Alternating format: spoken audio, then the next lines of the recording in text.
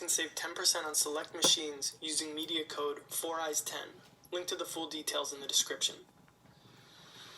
Motion will wear off on me pretty soon, but for now, I really love this shot. I like looking at the inside of the cut. Watching all the little fibers get cut away kind of reminds me of a stop-start animation for some reason. Alright, moving on. So I went back, again, to the workbench, this time so that I could mark out the tapers. And then finally, back to the table saw, yet again, to cut them out. With the leg pieces roughed out, I set them aside to start putting the stretcher together. Now, I only needed one stretcher, but I decided to go ahead and cut out 2 blanks.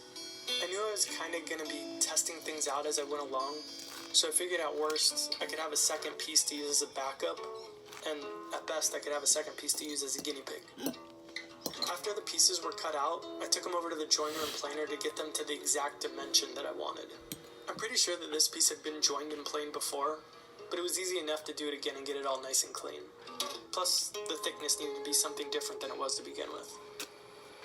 It was really interesting to do this build over again, and to use it as a sort of barometer to measure the differences in how I went about things then, as a beginner, versus now with a few years under my belt.